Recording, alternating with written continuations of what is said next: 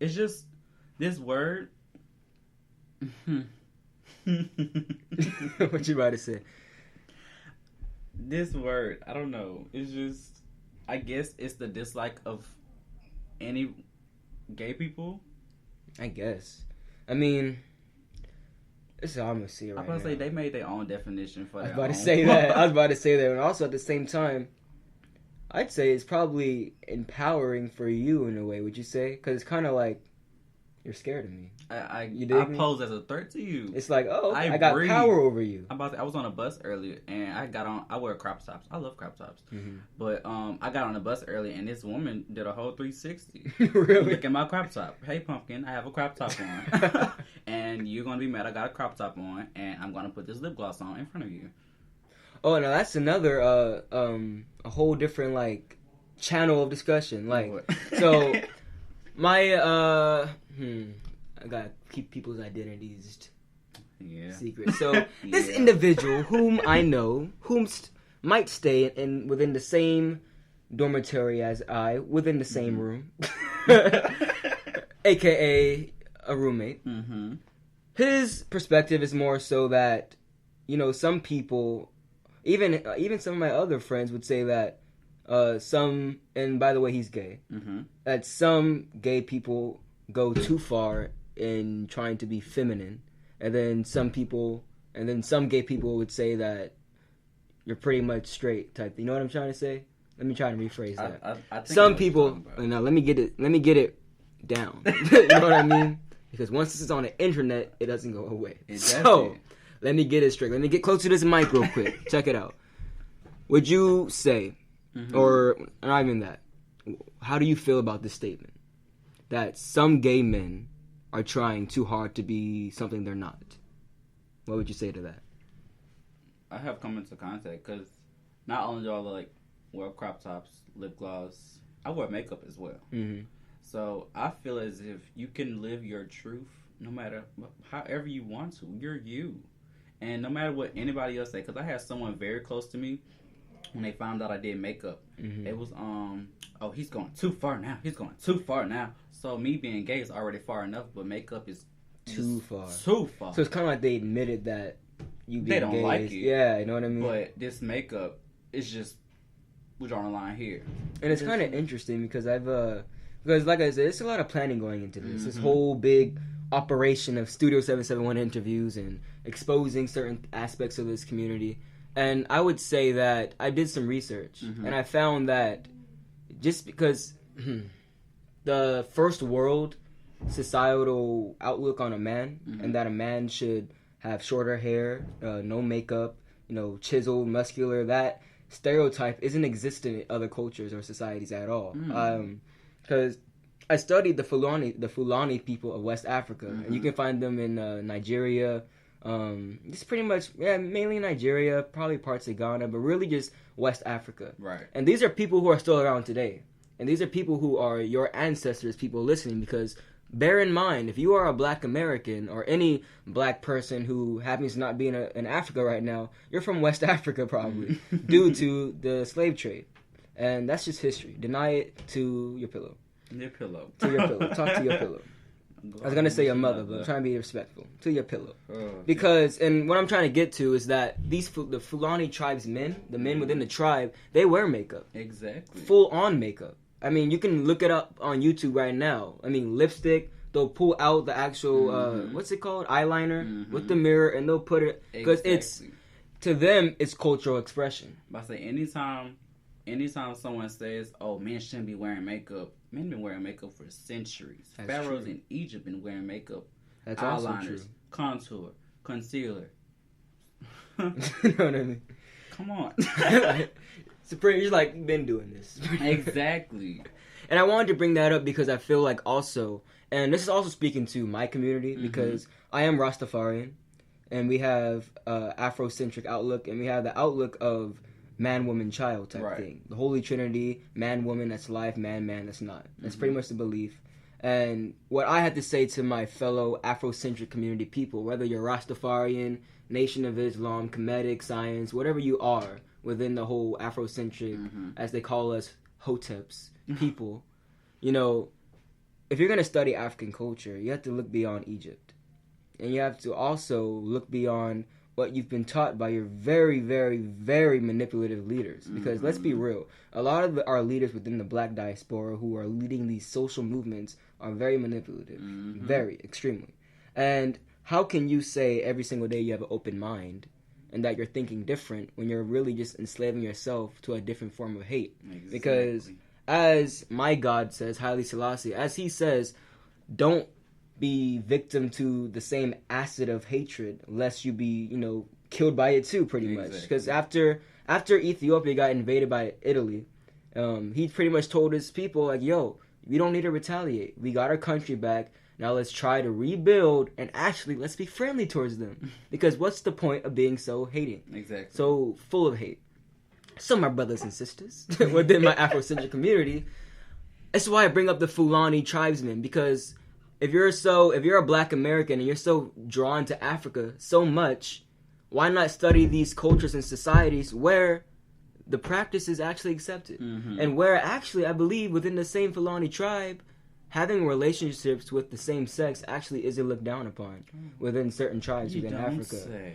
So, you know what I mean? And these are, and we're going to be real.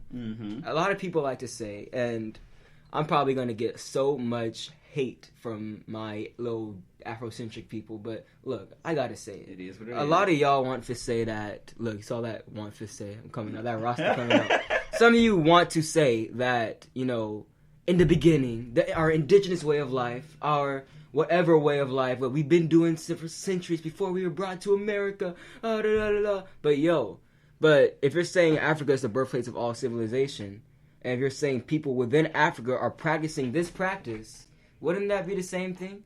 That's all I'm saying. But same thing. But let me get back to let me digress. Let me digress. Well, no, you Let me digress. Because I want to get back to you. I want to get back to the focus. I want to get back to your experience here at Southern University, specifically. So we talked about the black community and how some people are passive, how some people rather dismiss you and probably harbor judgment inside, I'd say. And how some people were just like, oh, yeah, we knew that already. Like, what's up? You know what I mean? Exactly. But how would you say your experience... Well, let me ask you this first. Did you come out once you were at Southern for some time? Or was it like, I'm at college now, so first day of school, I'm out type thing? When I got to college, I still wanted to try to live that life. But I had to catch up with myself. I had to be like, Desmond, you can't keep doing this. You can't keep lying to yourself. You can't keep living this lie. And so I did that, and when I came up here as well, I seen the people, and I was like, okay, they're fine. I have to. And so okay, they're fine. I love myself, and Indeed. I can say when I was living that lie, I didn't have a lot of self-confidence. I didn't know my self-worth. And now being out and actually loving myself and being proud of who I am, my confidence has skyrocketed. And Interesting. I just love it. Nobody can tell me otherwise. That's beautiful, because I feel like, and this also must go into, black mental health.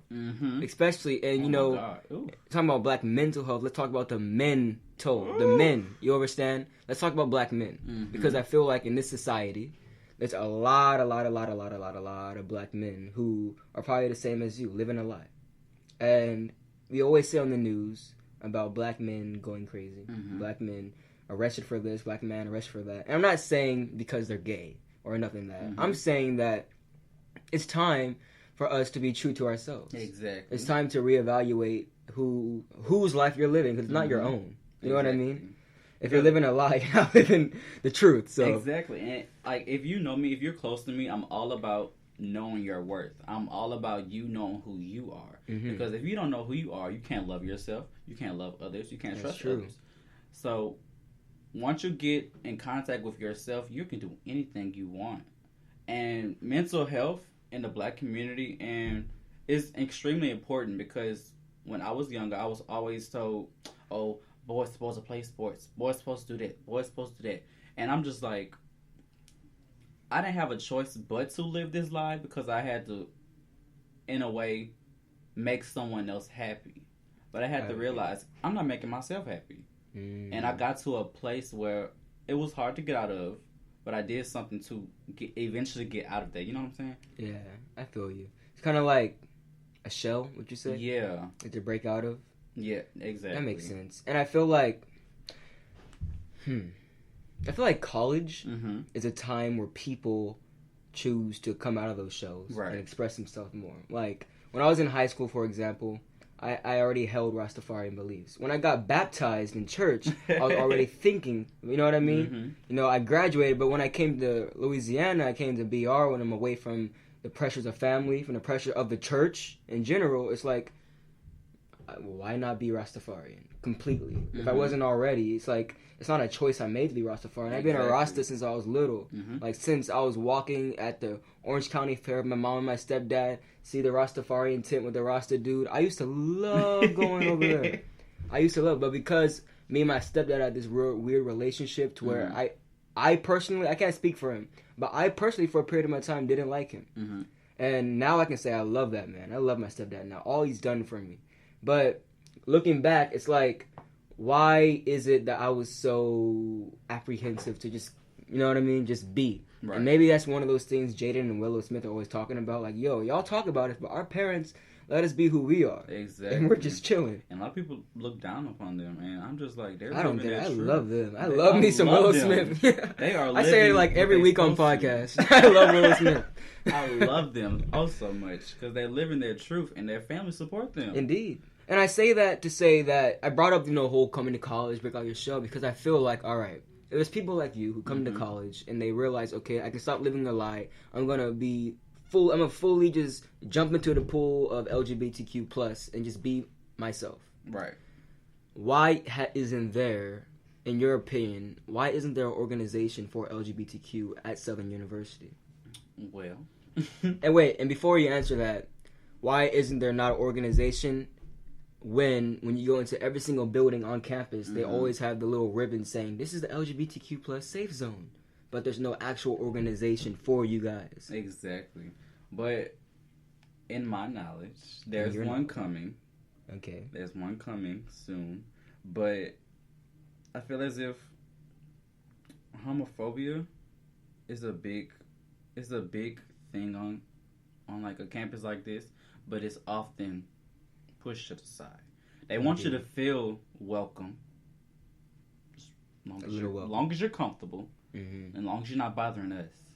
It's kind of like some Jim Crow, like, y'all sit in the back, we'll stay up here in the front. Exactly. We're real comfortable. Long as y'all comfortable, though. Long as y'all comfortable. But don't you dare try to sit up here with us, type thing.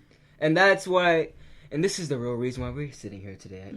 I want to talk about Twitter. And I want to talk about what happened when people from this school called you a certain term. Well, it wasn't just me. That I will not. It wasn't just you, but something I won't say that you can say if you want. But I won't say it out of respect for you. Explain the situation. So there was this one person. Something happened at school, and she took it upon herself to call us fag bags. I've heard faggots. I've heard sissies. I heard punks. I never heard fag bag. That's the first. That was fun. He said that was fun. And so I feel as if that was it was funny, but also it was very wrong. Because at the end of the day, it's a slur. That's true. It's a slur. And so just how you don't want any other race calling you a nigga. That's true. We don't want you calling us fags. And that goes for the trans community, trannies. And that's offensive. That plays a huge part in that as well. So that whole situation, it could have been handled differently. Very differently. And the aftermath things could have happened, but it didn't happen. Yo, I want to talk about the aftermath because I wasn't on Twitter when it was happening, so I've only seen pictures. And it's to my understanding that certain people involved with our student government here were involved in this. And what I want to know is why wasn't there a statement issued? Why is it excusable